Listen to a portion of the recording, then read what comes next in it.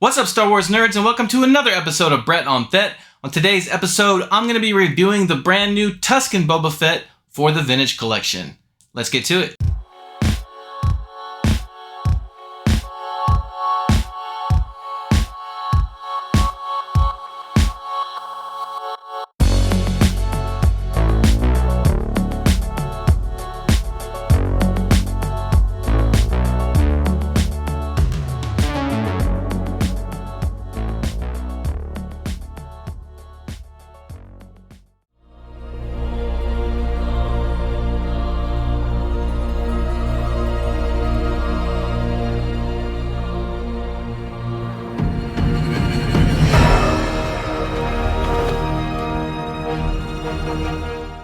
Welcome back to the channel. This is episode 70 of Brett on Fett. Before we get to the Boba Fett review, just a quick update on the HasLab. Of course, recently we reached 11,000 backers, which unlocked the first tier, which includes a ezrabridger figure on that mural card back. And then the following tiers are at 14,000, we get to unlock the kananjarrus. And then at 17,000 backers, we reach the final tier, where we unlock the Zeb figure. And in case you didn't hear or see on social media, Hasbro earlier this week did confirm in several interviews that if we reach all three tiers for the Ghost, unlocking Zeb Aurelius, they will go ahead and complete the rest of the crew by producing carded figures for Sabinewren and Chopper in that same mural style card back. Now those will be sold separately outside of the HasLab. They're not going to add any more tiers to the Ghost, but that is very good news to reassure us that if we do spend this money on the Ghost, we will eventually be able to complete the crew in that same Season 4 style and on those same mural card backs. So I think that's great news, and if you're still on the fence about ordering the Ghost, I really think you should consider doing it. I think you're going to get FOMO when this thing comes out because it is going to be an amazing ship, and it's never going to be cheaper than it is right now. The prices only go up. They may go up and down, but they're not going to drop below retail price. I can guarantee you that. So if you're wanting to get the Ghost, if you're interested, go ahead and get it. I know it's a lot of money, but if you can afford to, please consider getting it because I feel like you're going to regret it. Just like I really regretted not getting the katana back in the day. Alright, so earlier this year, Hasbro released a new version of Boba Fett's starship, aka Slave 1, under the Book of Boba Fett branding. And it was basically a repaint of that vehicle in the style as seen on the show. But it also included a all-new Boba Fett figure loose, which was the Tatooine version of Boba Fett from his time with the Tuskens. And at the time, a lot of collectors were bummed that they had to buy that ship just to get that particular figure, which looked amazing. I, for one, already owned the Empire Strikes Back version of the Slave 1, so was not willing to fork over the money to buy a repaint of that ship just to get that figure. Well, luckily, soon after that release, Hasbro did announce that they were going to be producing that Boba Fett figure on a card back sold separately, and so I couldn't wait to go ahead and pre-order that figure, and this past week it did finally show up at my house, and I can't wait to review it for you guys, so let's take a look. Alright, so let's first check out the card back for this figure. This is obviously on a Book of Boba Fett chase. It is from the Book of Boba Fett show, not from the Mandalorian show where he first appeared in this outfit. And you can see it says Boba Fett Tusken. Now, some people think it's a little bit strange that they went with the name Tusken in this case. And in fact, the Retro Collection version of this figure, it says Boba Fett Dune Sea, I believe. But I'm okay with the name because in the show, the Tuskens did take him in as one of their own. And the outfit he's wearing is how they dressed him. So I think the name makes sense. I'm totally fine with that. And I do like that mustard yellow for the name pill and the figure pill. I think they've used that before for the Jawa on Tatooine, so it looks good. It kind of goes with Tatooine in my opinion. And taking a look at the film out image used on the card back, I think it's okay. It works good. It's got, you know, it shows off most of his outfit there. I think I would have preferred a more action pose if they could have made one work, but I'm fine with it. And there's a look at the figure in the bubble, looking pretty good with all the accessories. And we'll take a quick look over at the back of the card. You can see this is VC285. And there's a look at the rest of the wave and some other recent figures. Of course, I got Cad Bane a couple of weeks ago, and I did get Moff Gigerra the same delivery as this Boba Fett, but I'm still waiting on 9num from this wave. For some reason, he still has not shown up. But anyways, overall, I'd say this is a pretty good card back. It checks all the boxes for a good card back. It's just not my favorite. I think they could have maybe found a slightly more exciting image to go with. All right, so here is the figure straight out of the packaging. And before we get into details on the figure, let's look at the accessories, starting with his gaffy stick. This looks very nice with that gold paint on the lower half, and the upper half is just a dark brown plastic. And then he's got his rifle here. I really like this rifle with the gold paint job on the sides.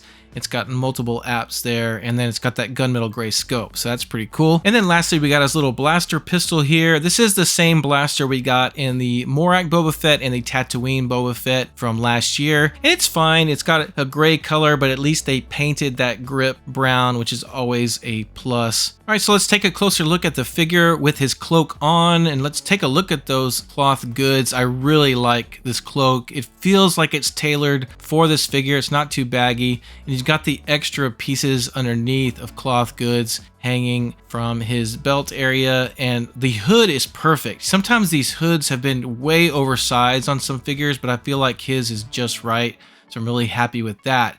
And while we're looking at the head, let's take a look at this thing. An awesome head sculpt. We've seen these great head sculpts with Boba Fett before, and they've got the scarring there, and I think it's more pronounced than the other Boba Fett figures we've gotten from Mandalorian and Book of Boba Fett. But let's grab the Morak Boba Fett head just to compare it real quick. Here is the Morak Boba Fett, my favorite figure from 2022. And let's pop the helmet off to look at the head sculpts. And interestingly enough, the head sculpts are slightly different, or at least the face printing is, and you can definitely see the scars are more pronounced on the Tusken Fett. So that's very cool that they are not identical. And his scars were more pronounced on the show while he was in his Tusken outfit, because this was before he went through all of that Bacta treatment. So it makes sense, and I really like that touch. Now we might as well grab that Tatooine Boba Fett just to compare the head sculpt on him as well. And you can see also these two are slightly different as well. And he's got even less pronounced scars, and he's kind of later on in the show. And I never really noticed this, that these are actually slightly different head sculpts, or at least the face printing is slightly different and the paint is slightly different. So that's really cool that these aren't just the exact same heads, just mass produced and used on all three figures. All right, so now let's look at the figure with his accessories on. You see I've got his rifle strapped onto his back, and I really like how that fits. It's a very snug fit. It's really perfect. I'd hate if it was just way too loose and just kind of flopping around everywhere. And then you can also add his gaffy stick, which is on a string, which makes sense because that would have had like a rope in the show. And so it's a little bit baggier, a little bit looser, but it's fine. Most of the time I'm going to be posing him with his gaffy stick in his hand anyways, so I'm okay with the little bit of string being too loose. And of course you could always, I guess, untie that yourself and tie it a little bit tighter if you wanted it a more snug fit. All right, so now let's take a look at Boba Fett with his cloak off, and he does look pretty cool. I kind of like this look actually with his shirt. Now the thing with the strap is it's not screen accurate. If you'll see, his strap there is actually more of a gray on the show, but I actually think the brown looks better, so I'm fine with it. The pistol is very snug with the holster, which I like, and there's the cloth goods on the front and on the back. You'll take note that this cloth is not frayed like the Morak Boba Fett, and we'll take a look at that a little bit later. And there's some nice little silver paint apps on his gloves, so I really like that. And I really like the attention to detail for the cartridges going around his belt. So some great detail under this cloak on this Boba Fett. All right, so let's take a look at the articulation. The head is on a barbell, which is excellent. plenty of range of motion for the head. The arm at the shoulder is on a ball hinge, which is great, and his shirt there at the shoulder is separated, so you have plenty of movement there. You've got a ball hinge at the elbow, and you get some good angles there, more than 90 degrees, which is excellent. And then at the wrist, you've got a ball hinge as well. Plenty of movement at the wrist. So yeah, all modern articulation so far. And then at the leg, you've got a swivel at the thigh, and you've got the awesome new barbell style hips, which is excellent. And then at the knee, you've got a ball hinge as well, and it gets plenty of angle there, just slightly over 90 degrees. And then you've got a hinge at the ankle, and it is rocker ankles. So this is an excellent figure as far as articulation goes. It's all new articulation. This is what we want to see moving forward as much as possible with TVC figures. All right, so let's go ahead and see what it looks like with his accessories on and no cloak. And you can see that rifle still fits just as well, still snug enough. And we'll go ahead and put that gaffy stick in his hand. And yeah, he's looking pretty awesome even without his cloak. Now let's go ahead and bring those other Boba Fetts back in here to compare the rest of them to this new Boba Fett. Here is the Morak Boba Fett, and I just wanted to show that the cloth goods are a little bit different. That Morak Fett had that very frayed cloth that was actually kind of annoying. You kind of have to trim it every now and then. It kind of falls apart.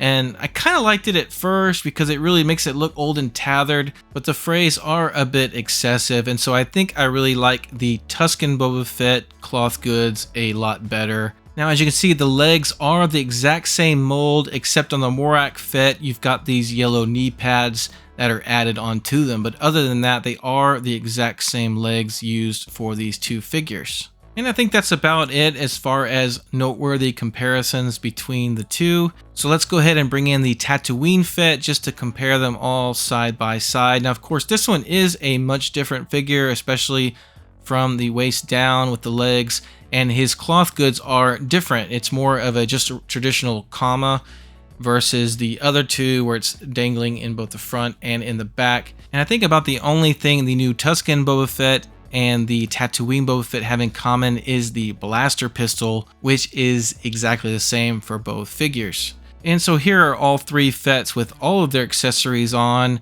looking very cool, very impressive Boba Fetts we've gotten from last year going into this year. And now let's get this new Tusken Boba Fett into some poses.